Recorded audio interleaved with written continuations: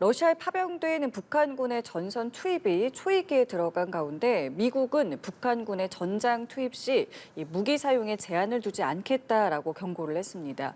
또 유엔 안보리도 오는 30일 이와 관련해서 공식 회의를 개최할 예정인데요. 북러를 향한 국제사회의 압박이 점차 가시화되고 있는 상황입니다. 네, 한편 북한은 평양 상공에서 발견했다고 주장하는 무인기가 백령도에서 이륙한 남한의 무인기였다며 무인기로 맞대응할 수 있다고 위협했는데요. 관련 내용들 김용현 동국대 북한학과 교수와 함께 이야기 나눠보겠습니다. 어서 오십시오. 네, 안녕하십니까. 네.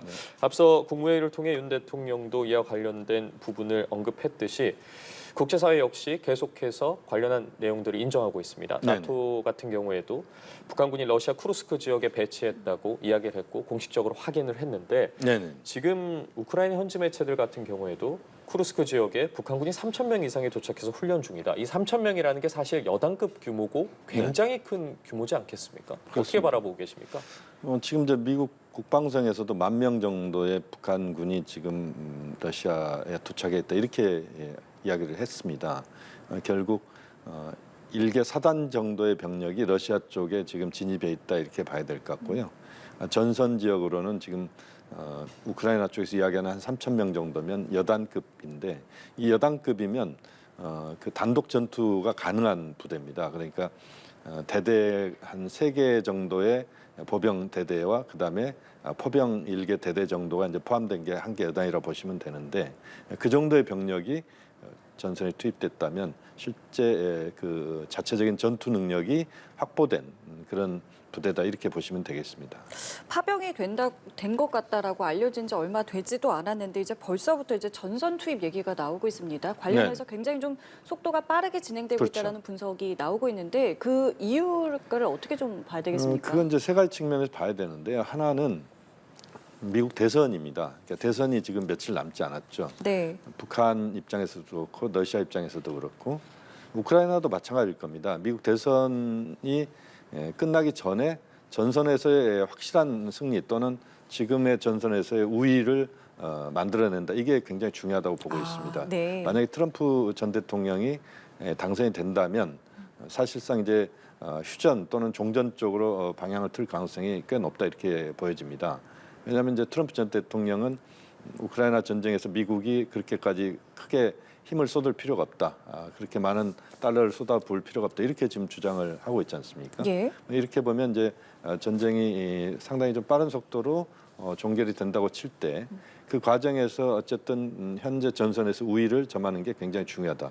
그렇게 보면 한 명의 군인이라도 더 필요하다고 러시아는 생각할 것이고 그런 차원에서 굉장히 좀 빠른 속도로 들어오고 있다 이렇게 봐야 될 것 같고요.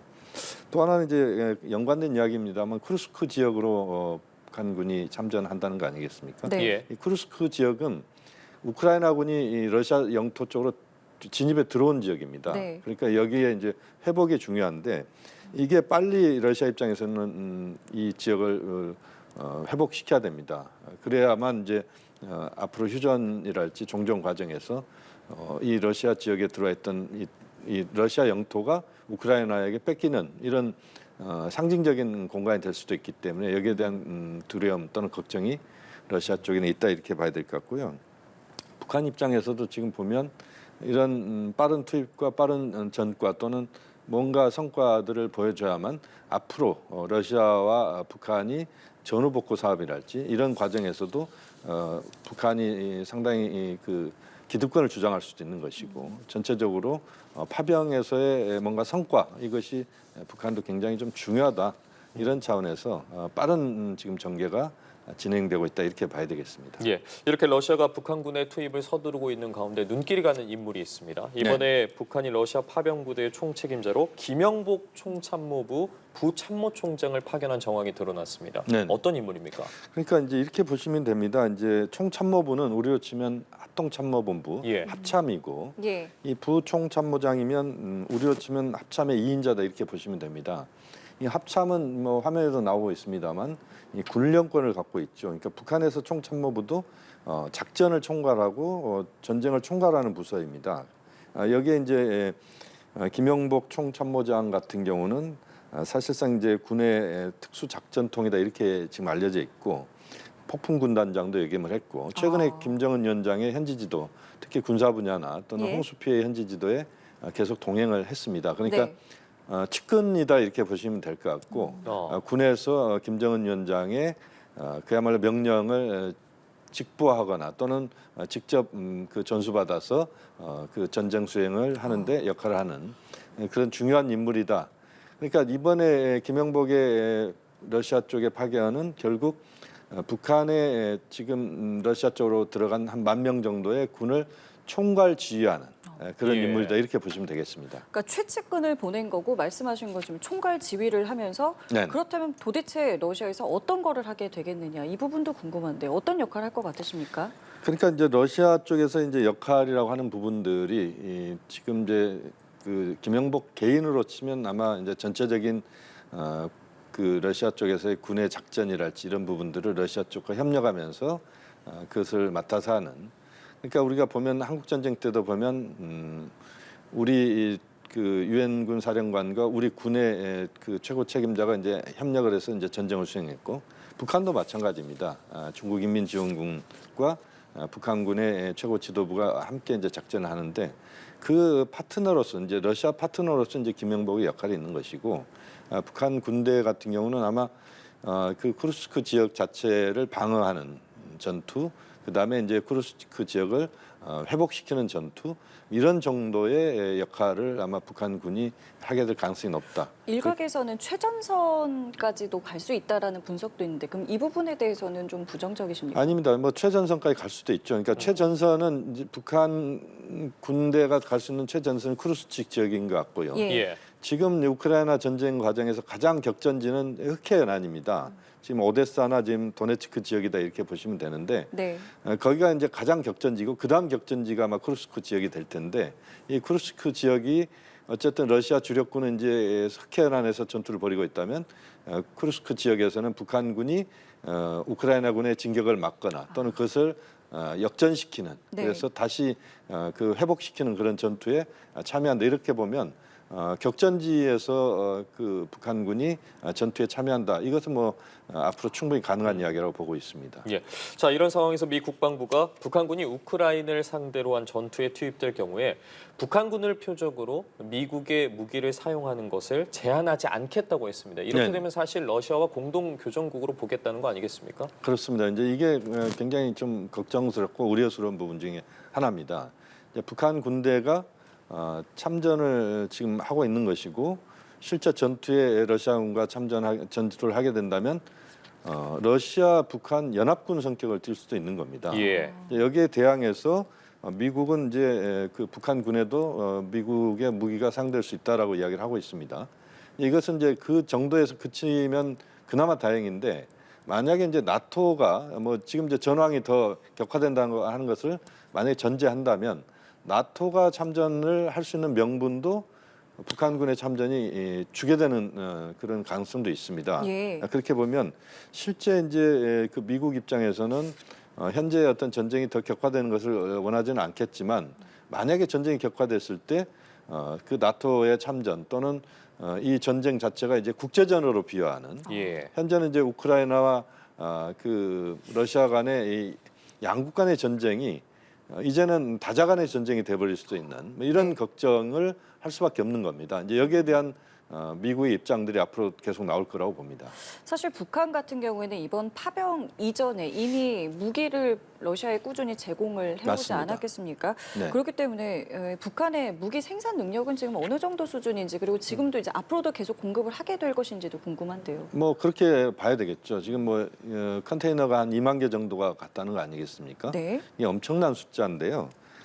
북한의 군수 공장이 한 200곳 정도 됩니다. 여기가 아마 지금 전쟁 특수를 저는 누리고 있을 거라고 보는데 아마 그 정상적인 가동 시간을 훨씬 넘어서서 아마 풀 가동을 하고 있을 가능성도 있습니다. 네. 왜냐하면 지금 우크라이나 전선에서 사용되는 이제 포탄 양이 엄청납니다. 하루에 뭐 수만 발이 사용되고 있다는 거 아니겠습니까? 네. 러시아에서 생산하는 것도 한계가 있는 것이고 그것을 제공할 수 있는 국가는 현재로서는 북한밖에 없습니다. 이제 중국은 국제사회에서의 G2 국가로서 역할이 있기 때문에 사실상 러시아와 그런 협력 관계를 유지하지만 무기 체계까지도 그것을 전달하거나 이럴 가능성은 현재로서 높지 않다고 보면 이제 북한의 역할이 도드라진다 이렇게 봐야 되는데 다만 이제 북한군의 이 그 포탄이랄지 이런 그 생산된 것들이 좀 품질이 문제가 있는 것 아니냐 이런 이야기 나오고 있습니다만 네. 어쨌든 그러나 북한군의 이런 다종의 포탄이랄지 또는 미사일이 러시아로 가고 있다는 것은 거의 사실이기 때문에 뭐 그 과정에서 북한이 얻는 이득은 뭐 엄청나다 이렇게 보셔도 되겠습니다. 예, 알겠습니다. 앞서 그리고 윤 대통령도 국무회의를 통해서 모든 가능성을 철저히 점검하겠다, 긴장감을 갖고 리스크를 관리하겠다고 했고 그에 앞서서는 우리 정부 대표단이 우크라이나를 방문해서 전황과 정보 등을 공유하기 위해서 좀 대표단을 파견하겠다, 보내겠다라고 했는데 이건 단계적인 대응 방안 중에 그 첫 단추라고 보면 되겠습니까? 뭐 그렇게 봐야 되겠습니다. 지금 이제 그 나토의 우리 정보기관에서 지금 북한의 그 파병 전황이랄지 이런 부분들을 설명하는 그런 설명의 자리가 있었던 것 같습니다. 여기에 이제 정보기관 요원들이 아마 함께 갔을 것이고 예. 그들 중 일부가 지금 이제 우크라이나로 갈 수 있다는 거 아니겠습니까? 그래서 이제 우크라이나에 만약에 나토가 지금 이제 참전을 하지 않고 있지만 네. 현재 북한군이 참전하고 있는 상황에서라면 우크라이나군에게 북한군의 어떤 성격이랄지 또는 여러 가지 그 전술적인 부분들을 그 이전시키거나 또 그 과정에서 북한의 파병 관련된 부분의 정보들을 우리 정보기관들도 취합하는 뭐 그것은 뭐 충분히 가능한 이야기입니다. 이런 차원에서의 1차적으로 지금 이제 그런 정보기관에서 그 나가는 이런 것인 것 같고 앞으로 이제 우리 쪽에서도 아마 그 포로 신문이랄지 뭐 이런 가능성들이 있기 때문에 여러 가지 이제 그 정보기관에서는 많은 준비를 할 거라고 보고 그러나 이제 공식적인 파견이랄지 이런 부분들에 있어서는 뭐 그것을 그렇게 드러내지는 않을 가능성이 높습니다. 예, 자 상황이 이렇기 때문에 이제 유엔 안보리도 회의를 소집했고 뭐 여러 가지 이야기가 나올 것 같은데, 네. 자 이런 상황에서 북한이 그 평양에 뜬 무인기에 대해서 이 무인기는 남한의 무인기다라는 조사 결과를 내놨습니다. 네. 그러면서 우리도 무인기로 침투할 수 있다, 맞대응하겠다라고 지금 공언한 상태거든요. 네네. 앞으로 북한의 이 부분에 대한 움직임은 어떻게 보고 계십니까? 지금 이제 북한 내에 그 보면은 그 아주 특이한 현상이 발생하고 있는데 무인기 관련된 부분에서는 북한 내에서 굉장히 많은 그 대중 동원을 하면서 예. 그야말로 이제 그 규탄 분위기를 만들어가면서 이제 내부 결속을 꾀하고 있습니다. 파병과 관련돼서는 파자도 지금 북한 내부 언론에 나오지 않고 있어요. 비밀로 하고 있는 그렇죠. 거죠. 파견과 관련된 부분은 철저하게 지금 노출 안 시키고 있는데 지금 이제 무인기 관련된 부분을 계속 이야기하고 있는 것. 또 그 과정에서 이것은 이제 북한 내부의 결속 이것이 굉장히 중요하다고 지금 보고 있습니다. 북한은. 예. 왜냐하면 이제 파병 관련된 부분에서도 이 내부의 결속이 안 된 상태에서 파병은 굉장히 북한 내부도 흔들릴 수 있다라고 볼 수도 있는 거잖아요. 네, 그러니까 어쨌든 내부 결속을 위해서 무인기 부분은 계속 지금 북한이 활용하고 있다고 봐야 되고 이제 그런 차원에서도 보면 북한이 이제 자기들이 당했다. 그러니까 자기들 또 보고하겠다. 네. 이런 입장이잖아요. 예. 근데 우리 군 당국은 뭐 우리 쪽에서 보냈는지에 대한 부분을 확인을 안 하고 있는 거니까. 그럼에도 불구하고 어쨌든 북한은 이걸 최대한 활용한다는 차원에서 남측으로 무인기를 내려 보내면서 이제 그 남쪽 특정 지역에 만약에 그 전단지를 뿌린달지 뭐 이런 가능성도 있다고 봐지고 좀 더 나아간다면 이제 북한이 NLL이랄지 또는 군사 분계선 선상에서의 군사적인 어떤 그런 무력 시위를 할 가능성도 배제할 수 없다.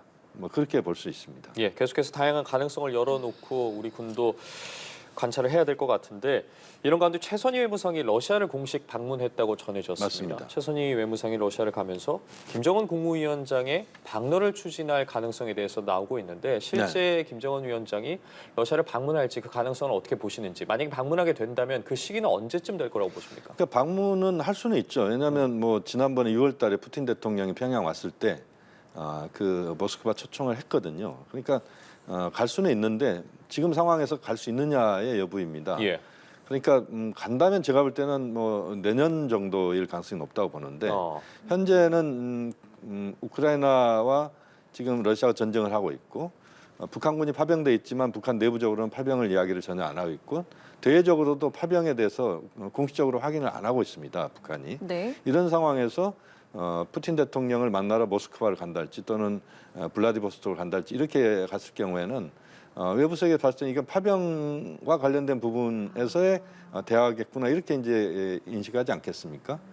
그래서 지금은 이제 외무상이 가서 파병과 관련된 부분에서의 그 실무적 논의를 하고 그 과정에서 여러 가지 이제 북러 간의 협력 사항들이 있지 않겠습니까? 네. 또 외교적인 부분에서 협력 사항이 있을 것이고 또 북러에 대한 국제사회의 규탄 분위기랄지 이런 것에 대한 공동 대응에 대한 이야기도 있을 것이고 뭐 그렇게 보면 최선희 외상의 지금 외무상의 방문은 상당히 실무적인 것이다 이렇게 봐야 될 것 같고 의례적 차원에서 이제 김정은 위원장의 방문과 관련된 이야기도 하겠죠. 그렇지만 이제 그 시기는 제가 볼 때 지금 당장보다는 좀 더 시간이 흐른 뒤에 그래서 내년에 상반기 또는 내년 초가 될 가능성이 현재로서 높지 않나 그런 전망입니다. 예, 알겠습니다. 저희 오늘 말씀은 여기까지 함께하겠습니다. 지금까지 김용현 동국대 북한학과 교수와 함께했습니다. 감사합니다. 고맙습니다.